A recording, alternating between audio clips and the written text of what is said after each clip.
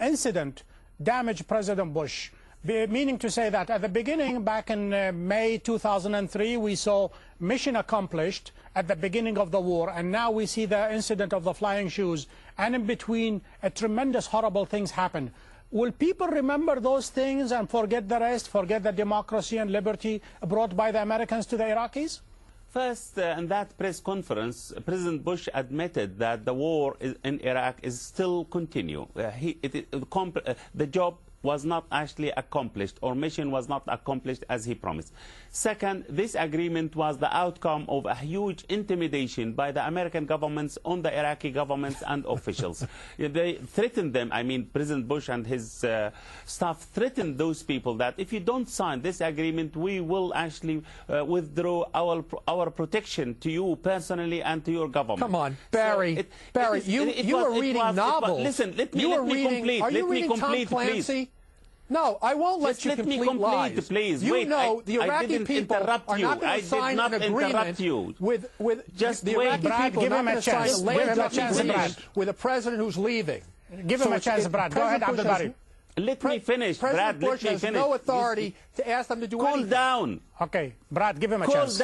Cool down. Let me finish. This is not a civilized way to have a conversation. Let me but complete just don't lie. my Tell the argument. truth. Then, okay, you said that once. Give him a chance. Go ahead, Barry. Go ahead, Barry. Unbelievable. This is. I don't know. I've never been in a program like this. You know. Listen. Well, you got to tell the truth. Then. Actually.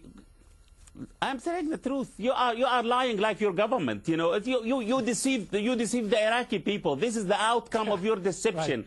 Right. That's why you are not winning in Iraq. You are not winning in Afghanistan because of deception, because of lies. That's the problem with you Americans. Just listen to us. Yeah, right. Listen to us and learn, because you are not learning and you are making mistakes. You destroy the whole world. This credit crunch because of you. The whole world is bankrupt because of your wars. Yeah, we're to blame for everything.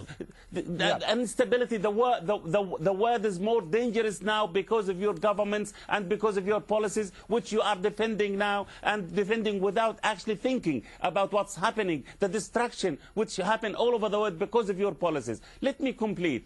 President Bush went there to celebrate his so-called success in Iraq. He went there to tell the world that here I am, because he wouldn't receive, as a president, as a respectable president, anywhere in the world except with this Iraqi government, except by Mr. Maliki, who's supposed to have another pair of the shoes, actually. That's the problem. He is there to tell the people that here I am among my own people. If the Iraqi people had the chance to express their feeling toward President Bush, it will be more than shoes, to be honest. That's the problem. But the Iraqi people are denied this opportunity. You said enough. Let us listen to Brad. The good news, Barry, is you don't speak for the Iraqi people. You're speaking from the safe harbor of a democratic country in England. You don't speak for the Iraqi people. So how dare you tell us, speak for Arab people. As Americans, yeah, you speak for the entire Arab people. Is that so? And what authority do you do that? Why? Because you're a journalist? You journalists think that you've got more power than your pen, and that's not the case. Okay? You've never governed anything. Have you? Let me ask Abdul Bari, let me ask you a question. My feeling. Let me ask you something. Perhaps you just betrayed your hand just a little bit when you said, perhaps, I don't know, did I mishear you? You very much wished that one of the shoes hit al-Maliki. Is that what you're saying? Yes, because al-Maliki is responsible. I believe al-Maliki and President Bush and Tony Blair, they should be actually behind the bars, and they should be charged, and they should be tried. Not this poor journalist. This poor journalist, actually, the maximum he should be punished is just to be interrogated and released, because he did not inflict any harms on President Bush or anybody else. What about the harm, Abdul Bari Atwan? This act labeled the Iraqis as inhospitable people. No matter how what you think, and no matter what your position vis-a-vis President Bush, but he was a guest of the Iraqi people and the Iraqi government. For him to be subjected to a pair of shoes, that is, runs diametrically opposed to the tradition of hospitality by the Iraqis. No, he was not the guest of the Iraqi people. He was the guest of the Iraqi government. Come on, Barry. Which actually, you're trying to justify this behavior? No, Justin, listen, Shame on you. Listen to me. You pick and choose the laws that you think that people should follow? Why? Because you're a journalist? And you can determine who follows what laws? Listen, if he comes to London, he will be thrown by shoes, by rotten eggs, by tomatoes, by British people, by those innocent, conscious people in Britain and in Australia and all over the world. And let me tell you, if you came here to America and you espoused the views you did here, you'd be hit by something more than shoes. But sorry? Go ahead, repeat that one more sentence one more time. I said, if you came here to America and espoused the views that you're talking about America, I suspect that you would be hit by something more than shoes, Barry. You know very well, Brad Blakeman, views like Abdul Bari are held all over the United States, and people are at liberty to not held by them the and to vast expose majority them. of people.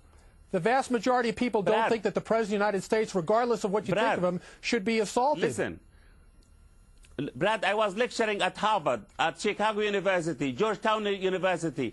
People actually clapped for me. I had standing ovation for my talks. But you will be look where you are. Look where you're speaking. Go to a foreign legion. Go to the American Legion. Speak to a Chamber of Commerce, and you'll be run out of town on a rail. You speak at liberal institutions, which you know are a safe harbor, because you're a coward. Speak in the places. I'll get you some places to speak, Barry. Let us not make it personal, but let me ask Abdul Bari Atwan.